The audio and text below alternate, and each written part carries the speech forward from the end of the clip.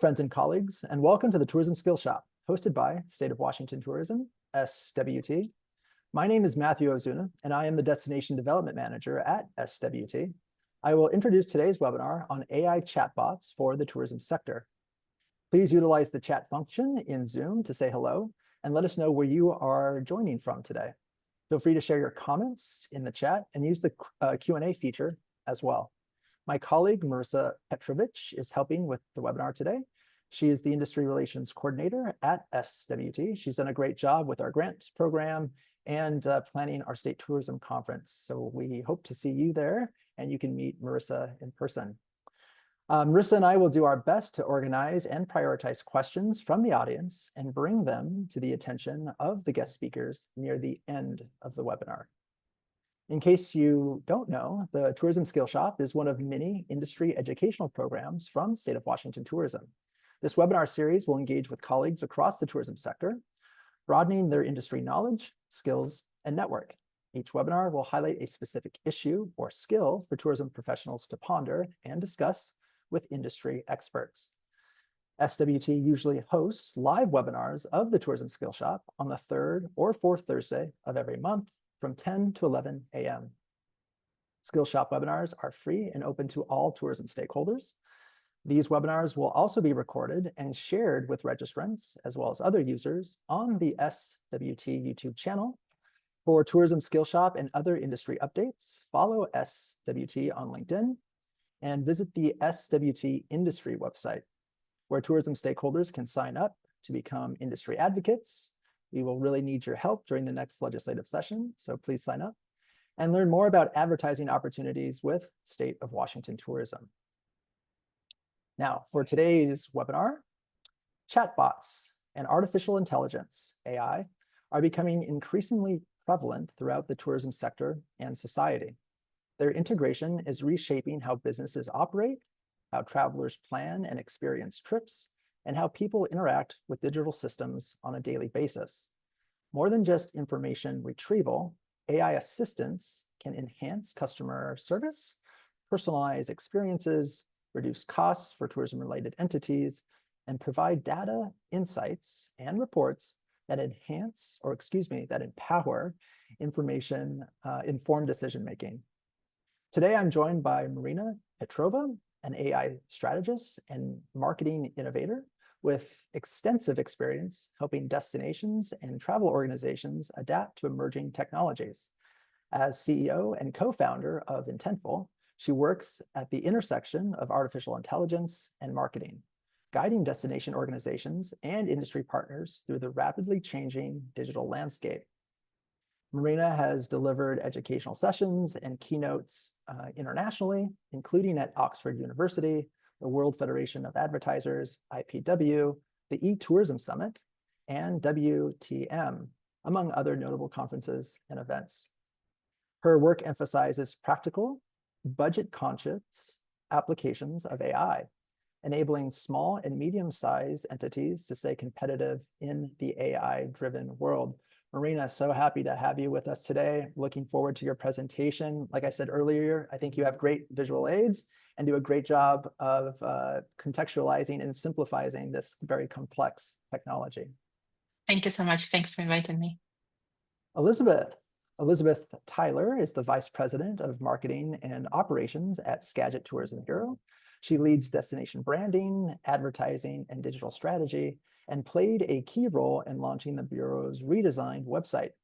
Elizabeth drives data-informed marketing campaigns and community partnerships that elevate the Skagit Valley as a premier year-round destination. Elizabeth, happy to have you on. It's been a pleasure working with you on the RTS program and learning more about your website and your AI assistant, Ellie.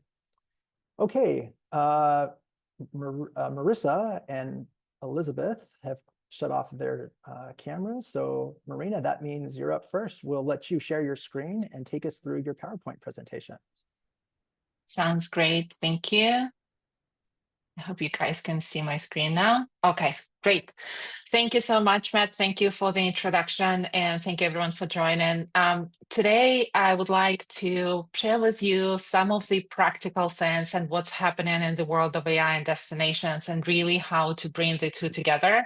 And now let's just make sure that everything works here. And okay, there we go. So it is not news to anyone anymore that AI is changing the way we work and the way we live. But what's important is that these growing numbers, like 700 million people now use ChatGPT. I think there are actually more now because this is data confirmed by OpenAI from July.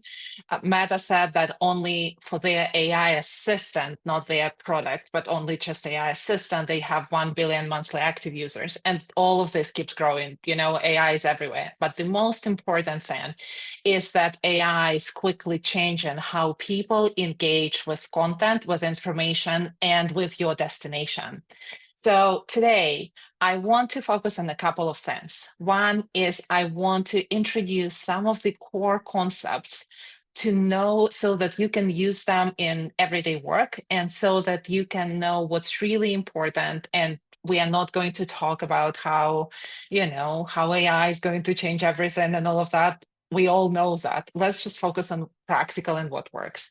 Then I want to talk about AI for visitor engagement and AI assistants or chatbots and what's involved. Again, looking through the practical lens, what's involved, what is the effort to launch, what you need to know. It's not as difficult as it may seem, and it is actually affordable and possible for destination of any size to get this done. I also want to share with you some of the learnings that we have from the interactions. We recently did a webinar where we had a sample of 15,000 questions that users ask across different DMO websites with our AI assistant. And there are some, I call that mind-blowing learnings and things that you can see, and also that helps understand what the evolution is and how the technology is changing how we interact with our visitors. And then, of course, there are takeaways. Just briefly, a very brief introduction. Intentful was founded in 2021, so a little bit before the launch of ChatGPT, and we work globally. We are headquartered in the US. My accent is Ukrainian, for those who wonder, but based here in the US. We work with multiple companies in the DMO space, but we also work with organizations in the CPG space, in telecommunications, in performing arts, and we are active globally. So let's start with core concepts to know. Many of you already know them, but I want to walk you through understanding how AI thinks or how AI makes certain decisions, of how you would get the response in ChatGPT. We're not talking specifically about ChatGPT, it's just an example. There is an old video that I have that I keep using in almost every presentation. So it is an old video from Google where they explain a concept that think about AI and model as if it is a tree that has multiple branches. And I'll play it again. And the more branches it has, the more knowledge it has. And then that knowledge can interact with each other. Keep that concept in mind of the tree. The other one, I often get this question, how does AI know what to respond? And it is an algorithm. So it predicts the next best word based on the data that it was trained on. And here you can see those actually the probability score. So based on the information that it has in its knowledge base, it picks mathematically the next best probability of what to answer. So when you're thinking, think about it like when you're learning a new language and you need to know the grammar rules. So think about it this way. When you think about why AI provided this or that response, it's not because it thinks like we humans do. Of course, there are reasoning models now, but that's a different topic. Remember that it needs to have the knowledge and the knowledge base. So again, a couple of basic things. So we have the raw intelligence, the foundation model, something that you hear like GPT-5, for example, or Gemini models. So that is raw intelligence. On its own, it is super powerful, but it still needs to be guided. And that's where products come in. So product becomes the next layer where you sort of tame that raw intelligence. You guide it into a practical application. But then there needs to be one more layer, which is the context. Again, think about that tree where you need to have the branches for it to know and for it to have that probability score so that it actually takes the right information and does not make it up. Usually, there are, of course, hallucinations, but when there is a made up information, it's not really made up. It's because it does not have the knowledge in the data set and it continues predicting the next best word, which doesn't mean it's accurate. So remember that context is important. Raw intelligence, guiding intelligence, and then your data. Oh, yeah, I like that. So when you think about without the context, think about it like a junior talent that has so much energy. Picture someone, who is smart and junior. They are so smart, so talented, but they don't know your business. They don't know your organizations unless you provide that context to them. So what all of this means with AI evolution and what this means for destinations. There are really two tracks to focus on. One is all things discoverability, how AI interprets your destination. And this is so much more profound than search. It is not just search. AI now starts interpreting your destination. So it's super important to make sure that you are visible to AI systems and you're discoverable. We are not talking about it this session today, even though it is one of the topics that is on everyone's mind now. We will be doing a webinar on, I believe, October 15th. I'll leave my contact information at the end. You can follow on LinkedIn where we will announce this, but we'll be talking for an hour or so about how AI reads your website and what you can do to be better discoverable. But today we'll talk about the other side of what this means for DMOs. It's the engagement, how you can apply AI to engage visitors and use an AI to represent your destination. There are multiple ways how you can call it. It is a chatbot. It took me years to start accepting the word chatbot because when I think about chatbot, I think about that old clunky chatbot that never has a response. But now they are intelligent AI assistants, AI chatbots. But the reality is that it is so much more than just a chatbot. It is now really a conversational search. And as we go through the presentation, what I would like you to be thinking about is if a user comes to your website and has a question like I will be sharing, does your website have that information? Can you, as a website, as a destination, engage the visitor in a conversation and not just providing them with information? Think about that as we go through the slides. So how does it work? We start by creating an intelligence layer. There are multiple ways how you can call it, an agent, and again, an intelligence layer. But it is an AI that knows and represents your destination. It becomes that one of the branches in the tree or one of that context-aware model that knows what you would like it to know. And that allows you to respond on behalf of so that AI can respond on behalf of your destination. While this is simplified, these are key steps that go into structuring information and what you need to do to build your own AI. First, your destination is a brand. Whether you think about it or not this way, your destination is a brand. And you need to start by defining what your brand stands for. And then you need to tell AI about that, because otherwise it will make that decision itself on its own. Then the second part is, what would you like AI to know? What needs to go into that knowledge base? The facts about the destination, seasonality, events, partners, member companies, really anything, but you need to be very diligent in terms of what you would like to include, because if it doesn't know, remember that probability score, it would just not find it, and therefore it would not be able to respond.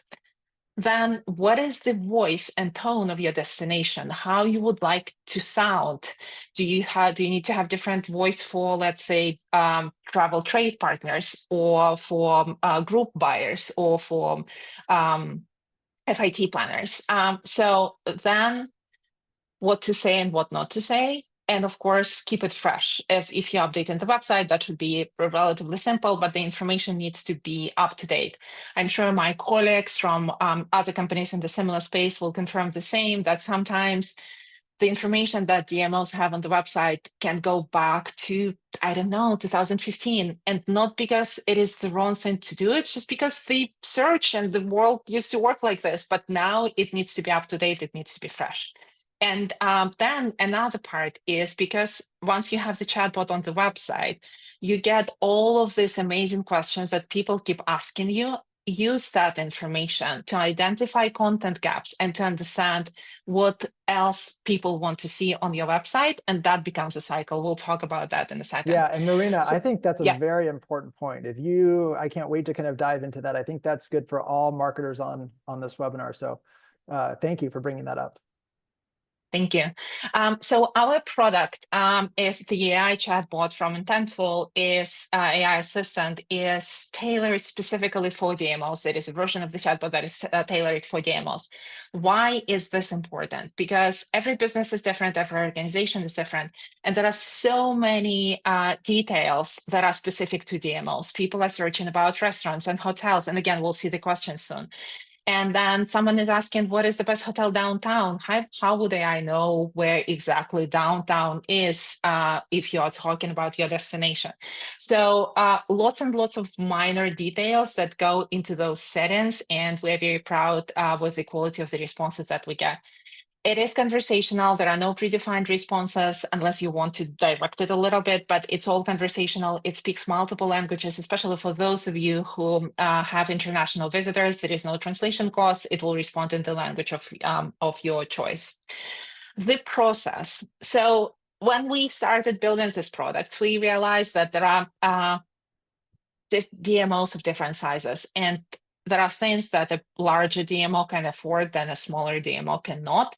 So we have tiered pricing model, and it depends on the DMO size and on the website traffic and on the number of destinations. And we really make it very affordable, we think, for the smaller destinations. So the low price entry makes it possible, but you can already start getting questions from your visitors and then benefit from everything that AI has to do.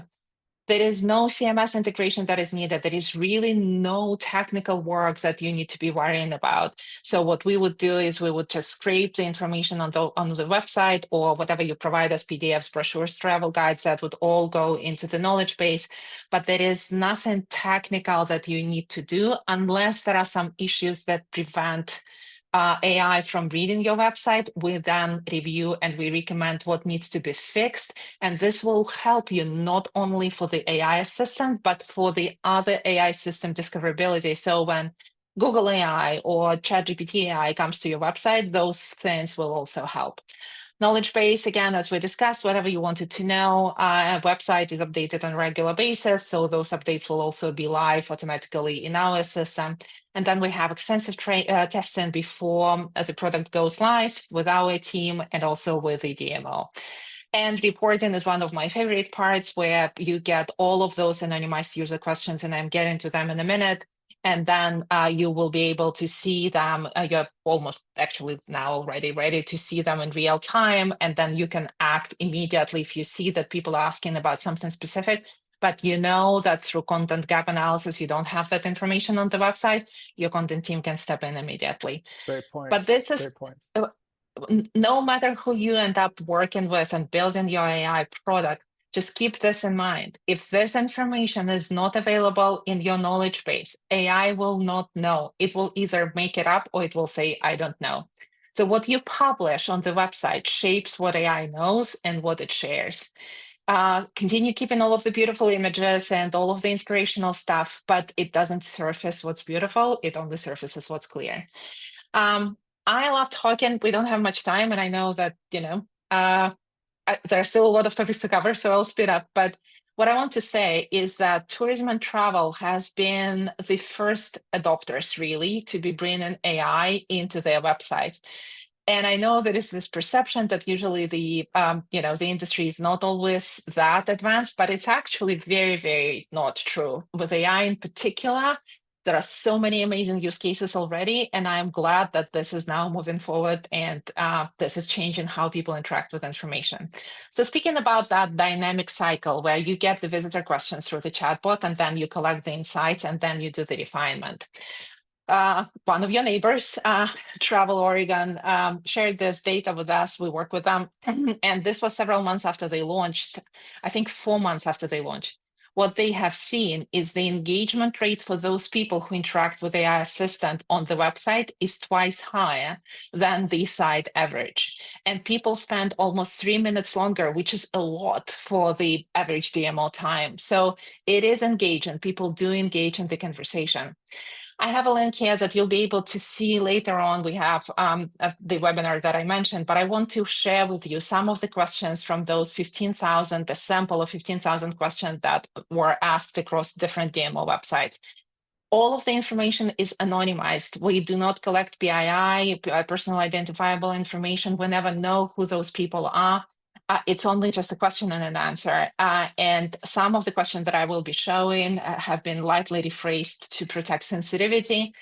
So the interesting part, visitors know that they interact with AI, but they still interact with it as if it's a person. There is always hello, goodbye. There is always thanks. There are jokes. There is thank you, this is great, or I don't like you, or get away from my screen. That's one of the favorite. So, and then the types of questions that they ask, when I was getting ready for this, I was thinking, well, we'll just classify and, we'll have categories. But it's actually the wrong way to do this because the types of questions are really anything imaginable. Yes, of course, you can still split them into categories, but the beauty of understanding the depth of what your visitors are searching for is by looking at the raw data. And these are just some of the ideas. So someone is asking if they can ride the horse on the beach. Someone is asking is about the best hike if my husband just had a hip replacement. What time does the fireworks start? And then the questions that are being asked, it's not as if people are talking to AI, but as if it is a trusted local. And also visitors expect that DMO website has all of the answers. And again, as we go through the questions, think if someone were asking these questions on your website, do you have the answers? So, again, what are the hours? Lots of real-time information, public parking information. What is the average cost of the room? And then notice that the type of the questions, there are no keyword-like questions. It's really a conversation. So it's a full question. And people open up and they also think that your destination website knows everything about them as well. Like someone says they purchased the tickets on another website, and where will I get the confirmation? And then they ask group related anything, like really absolutely anything. So it is so important to have the right updated information on your website so that you can address questions like this. So someone is saying we're a group of 8 to 10 people and we need a shady place and I walk with a cane. So many details. People open up and they expect you to have a conversation. It's not just that they came to the marketing website where they want to see a beautiful brochure. And this is the core shift that is happening right now. The shift that is happening from us brands talking at customers to actually having a two-way conversation. And these are people, these are not target audiences or percentages or segments. So what's happening now is people ask, the destination answers, and it all happens in real time. A couple of recommendations and I'm almost done. So continue using beautiful images and everything inspirational, but make sure you have information to answer those practical in the moment questions. Most DMO websites cover the basics, but then there are details that are missing. Update all of your partner hotels, restaurants pages because people don't want just to know the name and the address. They want to know the food allergies and if they can bring their dog to the restaurant and so many other things. Make it informational, make it so that AI can use this information and have a conversation with your visitor on behalf of your destination. Act like a trusted local and keep information current. Remove that old COVID information or 2016 information. Focus on what's happening now, today. And this is also just an interesting thing that this is not just a website. We launched this product and we have a patent pending for it. So you can have a conversation with an ad. Similar to you can have a conversation with a website now. You can ask an ad a question and the ad would respond in real time. And I know we're almost at time, so I'll OEI time, sorry.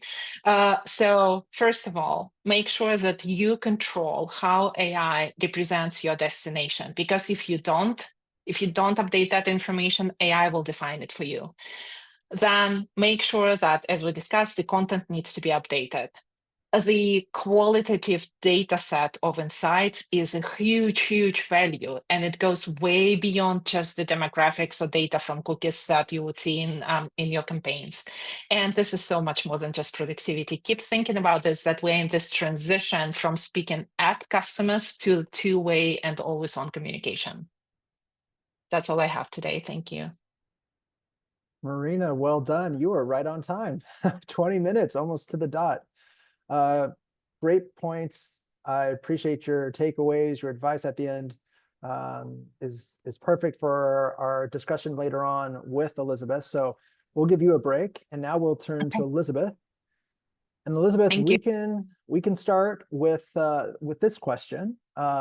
Before you settled with Intentful, give us more background. When and why did the Skagit Tourism Bureau begin researching this technology and shopping around for an AI provider? Yeah, so last year we were in the process of completely redesigning and redeveloping our website. And we knew we wanted to provide 24/7 support to visitors, and most importantly, have a truly customizable itinerary builder that could recommend places, activities, and events tailored to individual visitor interests. We actually met Intentful at the Go West Summit in January of 2025 this year, and we knew that AI would be the perfect solution to this. And so that's when we really started pivoting from designing and developing a custom itinerary builder to thinking about an AI-powered one. Excellent. Okay. And so how did your office evaluate the leading AI providers? I mean, I assume cost. Marina mentioned a very affordable price, in my opinion, but I'm sure there's other features, services, costs out there. Why don't you tell us a little bit more about that? Yeah, we explored several providers. As Marina mentioned, there is a scalable pricing model that made it very low barrier entry for us as a smaller DMO. Intentful really stood out though because of their focus on the tourism specific AI. Their understanding of the role of a DMO was really important to us. They didn't offer just that basic chatbot she mentioned where you just click no, no, no until it asks if you want a real person. They built a system that could understand our destination content. And their use of that structured data, which we were already incorporating into the redevelopment of our website, was an important factor. It means that I don't have to enter an event in one place, upload it to another, and then also train our AI. It pulls from our listings, our events, and all of our website content in real time. Wow, excellent. Okay, so more specifically, what services does the tourism office utilize with Intentful? Do you use the ads that that Marina showed, or is it just kind of the AI assistant?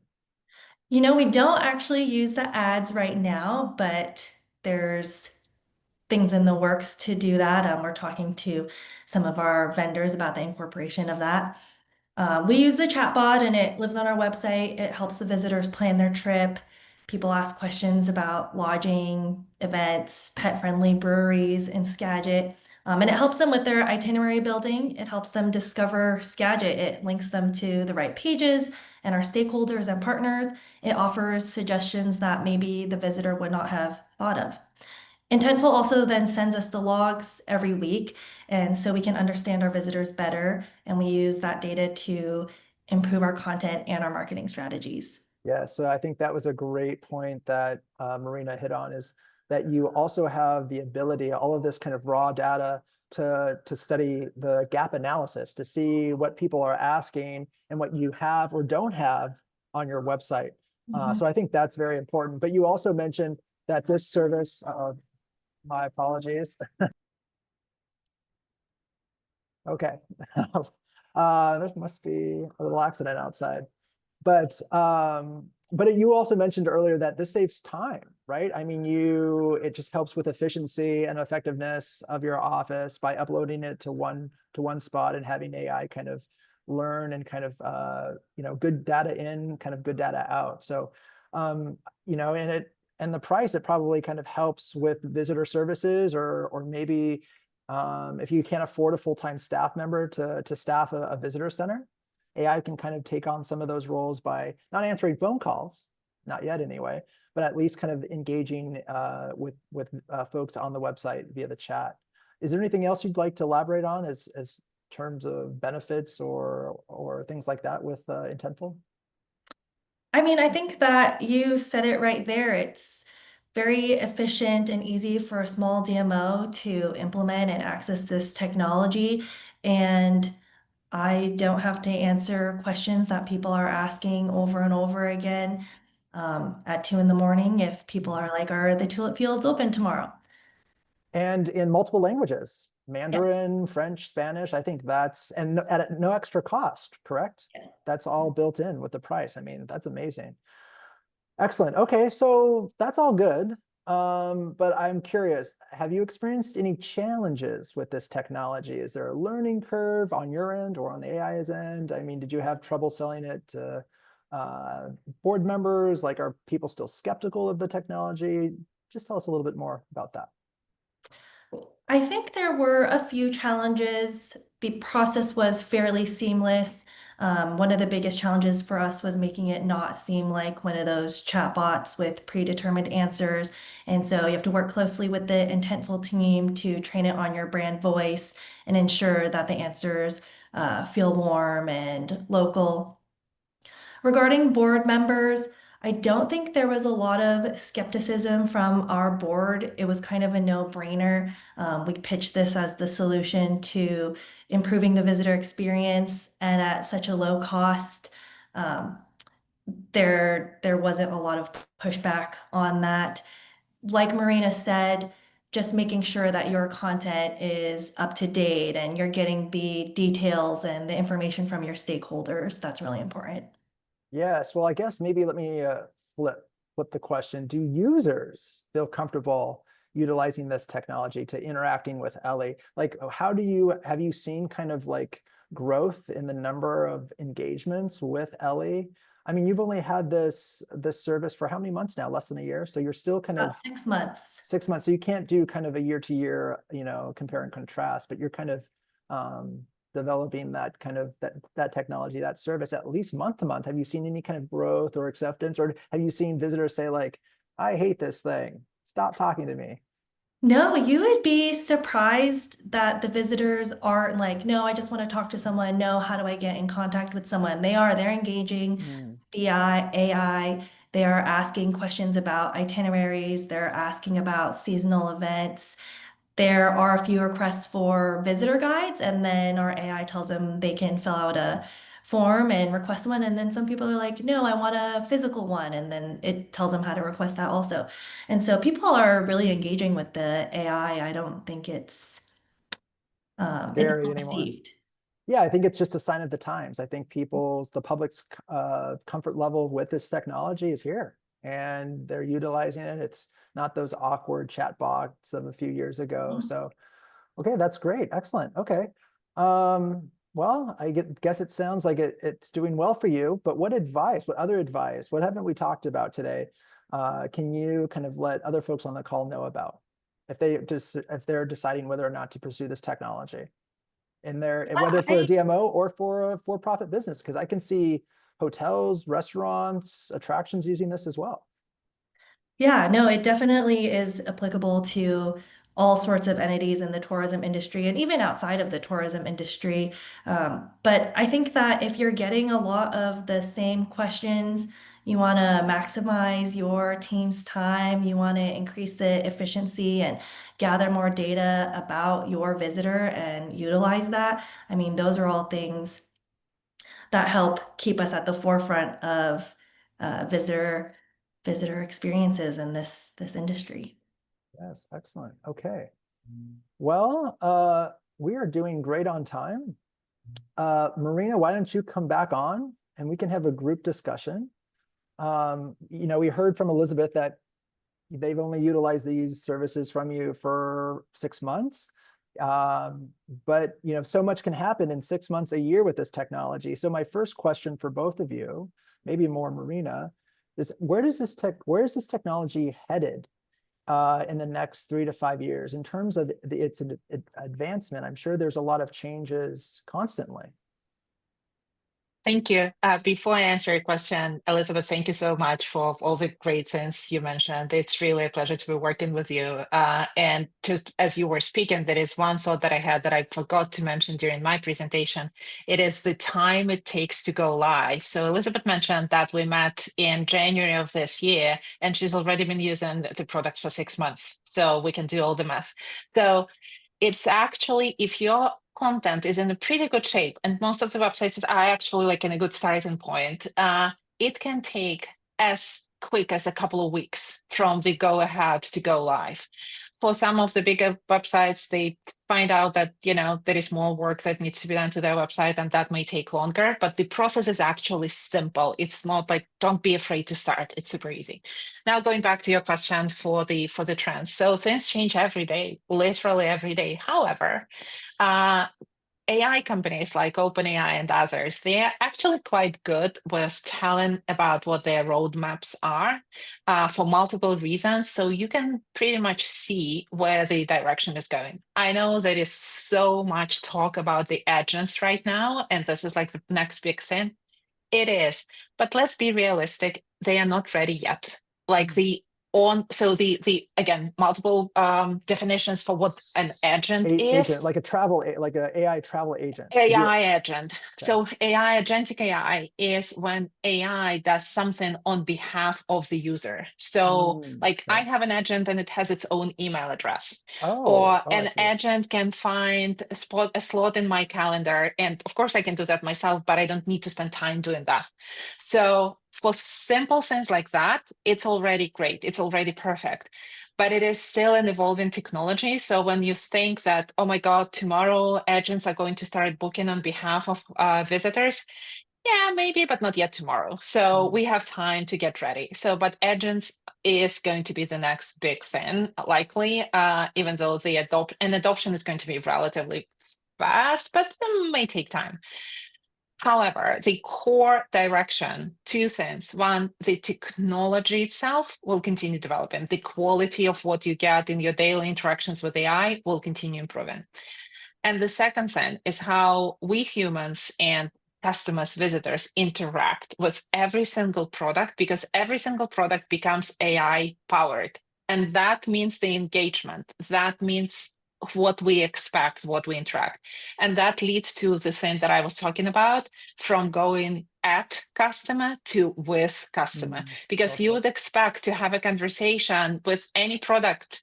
You have a product on the shelf and you take something and you want to find out if this ingredient works for me. Right now, I would just take a screenshot and I would upload it to ChatGPT and ask, but otherwise, a product would be able to talk to you. And again, maybe this sounds like science fiction, but it's coming soon.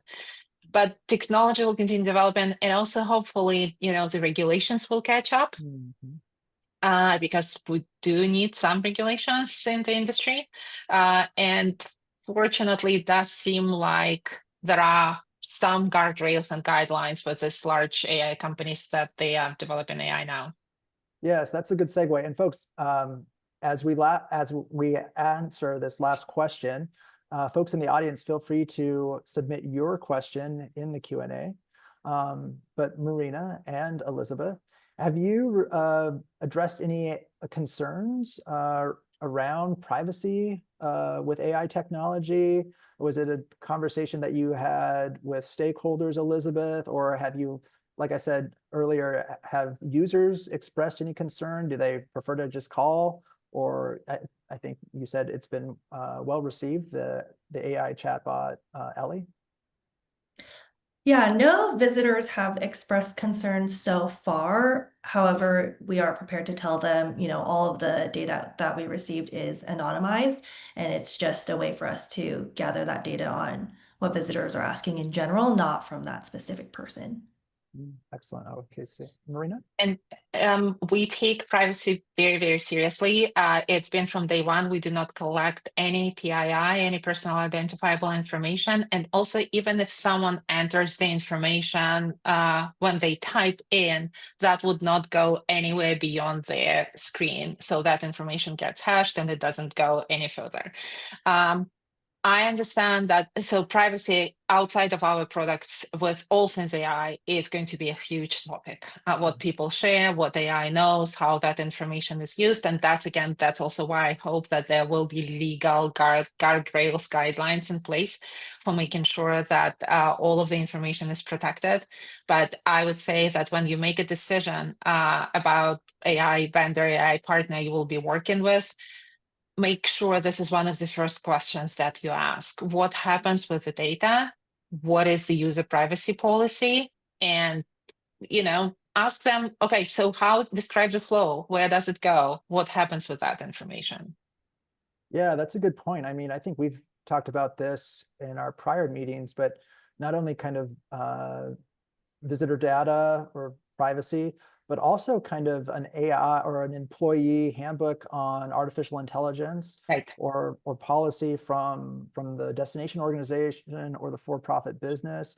But I think that also goes further. I think it's implied whoever's using this technology, there also has to be some training involved too. It's the responsibility of the organization to make sure it's done appropriately. So what recommendations do you have for folks on the call to kind of skill up? I guess watching this webinar is one way to learn, but do you kind of recommend professional certificates or watching some YouTube videos on just how to kind of make sure your employees are AI ready? That's a great question. A couple of thoughts here. There is so much information online. Oh my God. But it doesn't always mean that it is always helpful. So a couple of thoughts. One, if there is someone in your organization who is responsible for AI, that's great. And ask that person to be someone who helps you identify what those resources are. Certification is great, but I'm not sure, honestly, and this is just my personal point of view, how helpful that is given how frequently everything changes. Yes. So it's more getting into an always on learning mode. And some of the best ways to do that, again, so if you have a partner, company vendor you work with, they would always be helping you with some webinars or some sessions.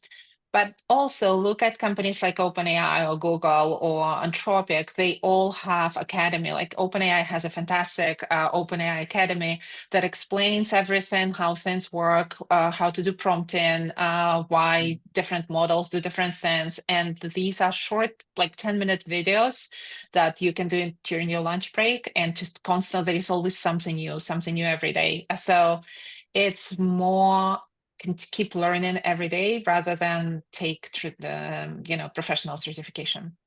Excellent. Good point. I was thinking about pursuing a professional certificate in AI and marketing or AI and planning, but I might reconsider that now. Marina, Elizabeth, thank you. Marissa, I'm going to turn it over to you. Do we have any questions from the audience? We have one. Let me just scroll back up here. This question is for Elizabeth. What businesses does Skagit use for AI itineraries? Yeah, so any of the businesses listed on our website can populate in the itineraries, and our organization is currently not membership based, so any tourism facing business can be on our website. Excellent. And that brings up another question for me. Marina mentioned tone and how your AI assistant talks to leisure travelers and meeting planners. Have you implemented that tone in Ellie at all? Does she have two different times or sides? Does she have an alter ego or an Ellie for travel trade and an Ellie for leisure travel? No, no alter ego for Ellie yet. She definitely uses our brand voice when talking to visitors. And then there is feedback we've provided for if people are looking to respond to an RFP or more travel trade. We direct them to contact us directly pretty quickly after that. Excellent. And I think it adjusts. So there is like, you still have your core audience. So, for example, if your core audience is leisure travelers, then there is this core brand voice, but it would know that if there is a request for groups or for something else, then it would still reply in a nice and professional way, but probably not with a specific voice that would be for that particular audience. But still, it can be done. Excellent. Anything else, Marissa? I saw you just put something into the chat. Yeah, we don't have a ton of questions, but we do have about 15 minutes for questions to be answered live. So feel free to put anything in the chat. We'll also monitor that Q&A, but if chat's easier, I know it's red on the side there. Feel free to pop in your questions. And Marissa, you could probably jar my memory. Don't we have something at the State Tourism Conference on AI? I believe our colleague Beth is leading that. We do, is it a yeah. breakout session or is it a workshop of some kind? I don't have the agenda up right now, but I believe it's a workshop that On Beth the first day. Yeah, Yeah, so okay. it'll be super awesome if you're interested in AI and you're going to the conference. Highly recommend going to that workshop. I mean, it just shows you that AI is on the top of everyone's mind at every conference and webinars, things like this. Marina, you mentioned that the technology is changing so fast and users are becoming more accustomed to it. And we talked about the training. Do you see this kind of like the industry, the AI services industry? I feel like there's a lot of different companies like yours, but is it a race to the best and the newest technology, or will there kind of be a bubble burst, or will smaller businesses get gobbled up by Google, Microsoft, and other tech titans?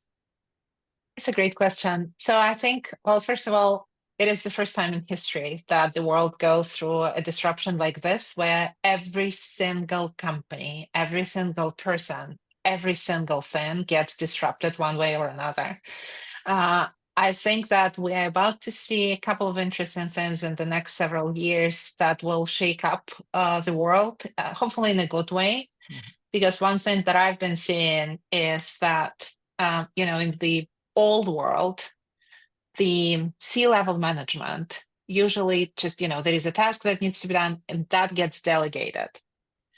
With AI, if you delegate that, being an executive, and you don't know the subject matter yourself, this is not a good idea. So what's happening now is that everyone is learning, and it's like everyone is becoming a startup because everyone needs to reinvent themselves, and it's not a very direct, straightforward thing because, again, it's not like the technology is not moving fast and not like there is a playbook, textbook for everything. So it's interesting whether Googles of the world are going to buy up smaller companies.